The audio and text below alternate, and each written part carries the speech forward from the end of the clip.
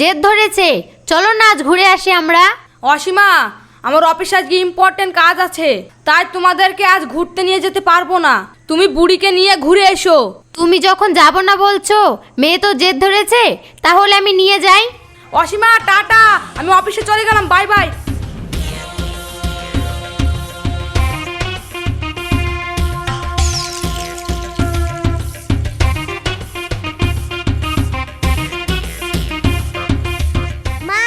ওই দেখো আব্বু। ও তোমার আব্বার নাম মধু, তোমার আব্বু অফিসে কাজে গিয়েছে। মা ওইটা আব্বু, তুমি কাছে গিয়ে দেখো।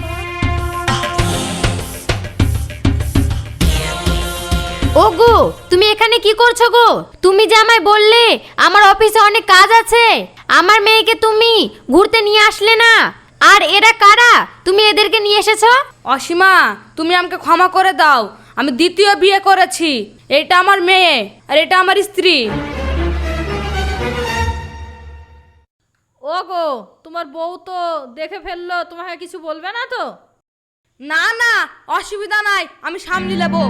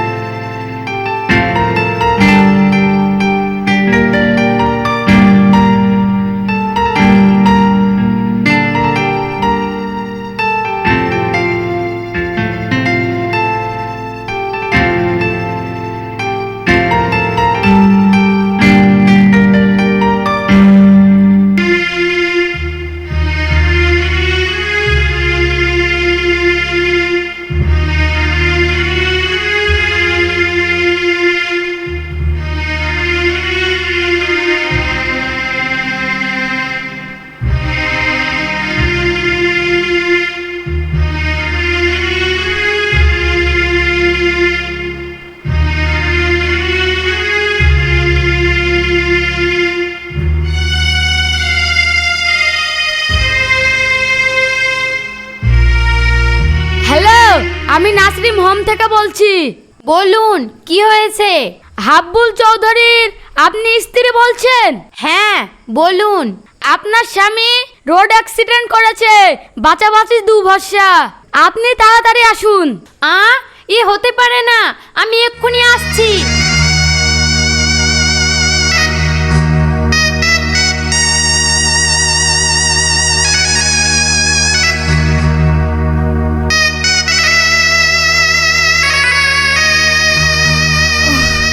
ওগো, আমি মনে হয় আর বাঁচবো না, তুমি আমার কাছে আসো, আমার এই সন্তানটাকে নিজের সন্তানের মতন মানুষ করো, তুমি আমাকে কথা দাও। ওগো, কথা বলো, কথা বলো, তোমার সন্তানকে আমি নিজের সন্তানের মতোই দেখবো।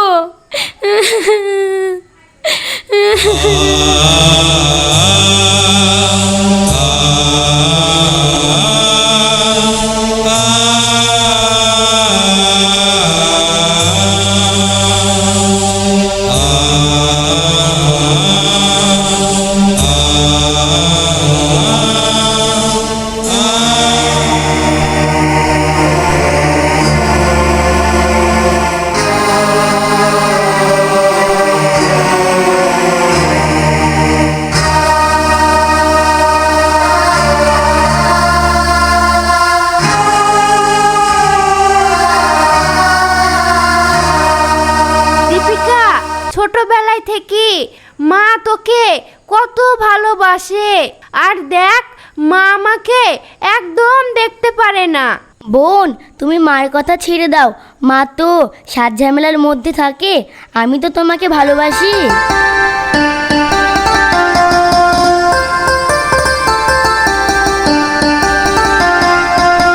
হাই বর্ষা, কি করছো? আরে তাহিন, তুমি ভালো আছো তো? বর্ষা, তুমি আমার ছোটবেলাকার বেস্ট ফ্রেন্ড, তোমাকে দেখে ভালো হয়ে গেলাম।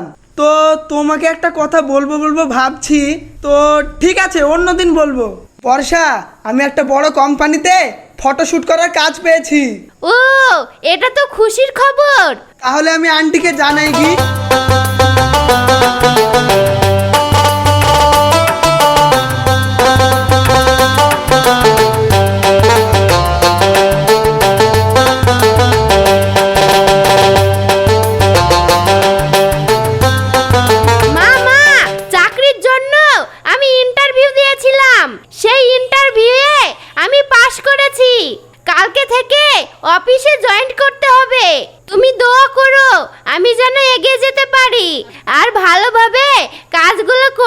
বাড়ি।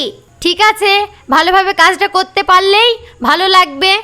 বোন, আমি কি খুশি তোমাকে মুখে বলে বোঝাতে পারবো না। আমি খুব খুব খুশি তুমি চাকরি পেয়েছো তা।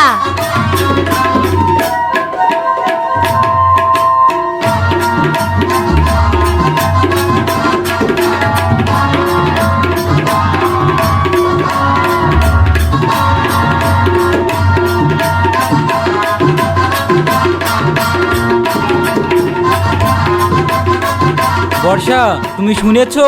কি রাজ, বলো। তুমি যে কাজগুলো করেছো সেই কাজে কোম্পানি সাকসেসফুল হয়েছে, তাই তোমার স্যালারি ডবল করে দিয়েছে। আমি খুব খুব খুব খুশি রাজ।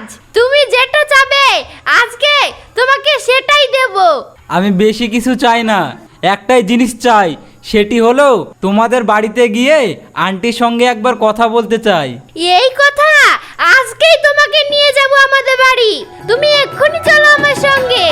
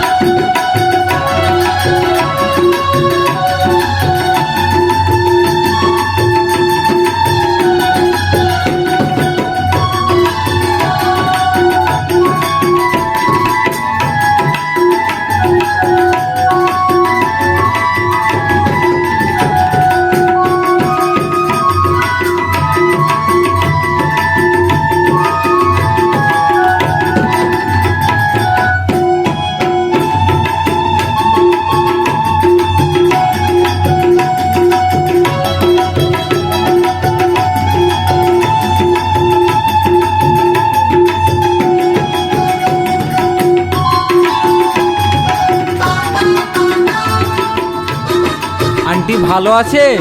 হ্যাঁ, আমি তো ভালো আছি। তুমি ভালো আছো তো? বসো। এই ছেলেটা কি হ্যান্ডসাম দেখতে বলো।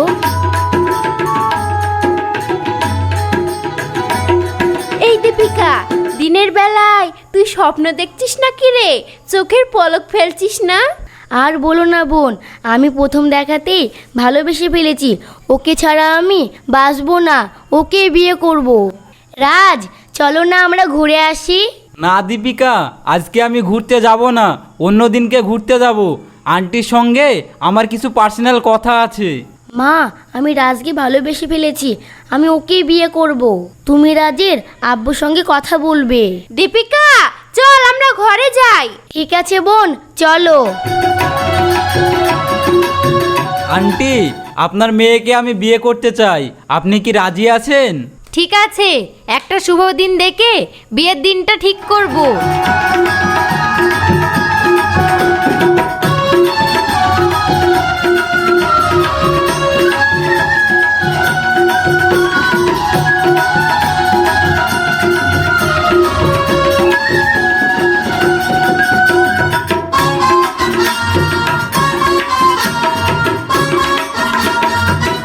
বোন, আমি রাজকে আমার জীবনের থেকেও বেশি ভালোবেসে ফেলেছি। তুমি তো রাজের সঙ্গে কাজ করো, তুমি ওকে বলে দিও না আমি ওকে ভালোবাসি। ঠিক আছে, বলে দেব।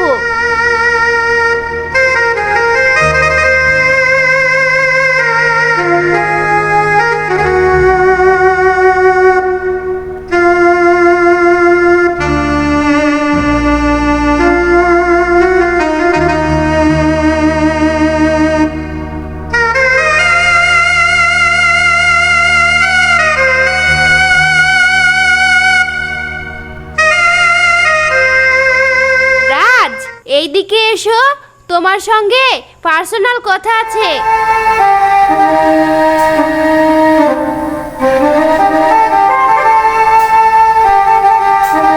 হ্যাঁ বলো। আমার বোন তোমাকে অনেক ভালোবেসে ফেলেছে, তোমাকে ছাড়া বাঁচবে না, তাই তুমি আমার বোনকে বিয়ে করো। না, এটা অসম্ভব। আমি তোমাকে ভালোবাসি, আর বিয়ে করলে তোমাকেই করব, তোমার বোনকে না। আমি তোমার মাকে বলে এসেছি যে আমি তোমাকে বিয়ে করব। তুমি যদি আমাকে সত্যি ভালোবেসে থাকো তাহলে আমার হাতে হাত রেখে কথা দাও, বিয়ে করলে আমার বোনকেই করতে হবে তোমাকে। ঠিক আছে, তাহলে তোমার সুখেই আমার সুখ। বর্ষাকে আমি ছোটবেলা থেকে ভালোবাসতাম, আর বর্ষা আমাকে না ভালোবেসে রাজকে ভালোবাসতো, তাই নিজের ভালোবাসা ত্যাগ করে নিজের বোনের সাথে বিয়ে দেব বলছে। এই বিয়ে আমি কখনো হতে দেব না। আমি ওর বেস্ট ফ্রেন্ড, আমি বেঁচে থাকতে কখনো এটা হতে দেব না।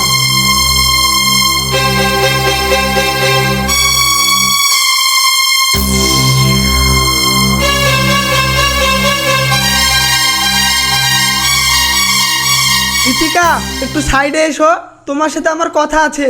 তাহিন, তুমি ঠিক সময়তে এসেছো আমাদের বাড়িতে। আজ আমার রাজের সঙ্গে এঙ্গেজমেন্ট। দীপিকা, তোমার সাথে আমার কথা আছে।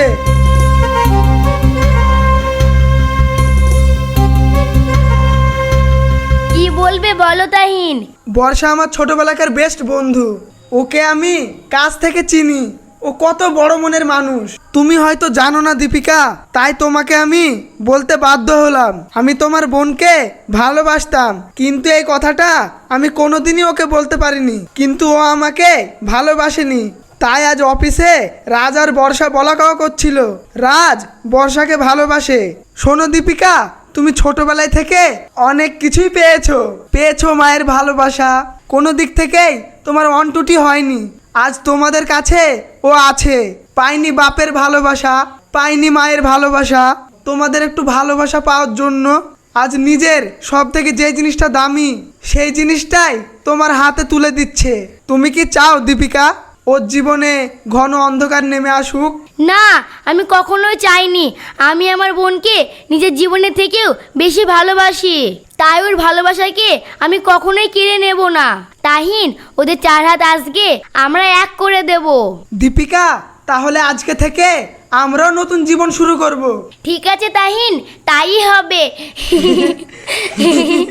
দীপিকা, তাড়াতাড়ি আয় মা, আংটি বদলটা করে নে।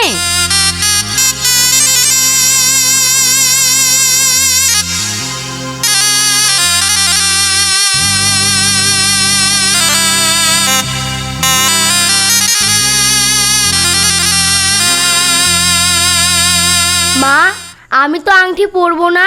মানে? আংটি তো পরবে আমার বড় বোন। এই দীপিকা, তোর মাথা ঠিক আছে তো? মা, আমার মাথা ঠিক আছে, তুমি শুধু দেখে যাও। মা, তুমি তো বড় বোনকে কোনোদিনও আদর করনি, কোনোদিনও জড়িয়ে ধরনি, কোনোদিনও তুমি ভালোবেসে খাইয়ে দাওনি।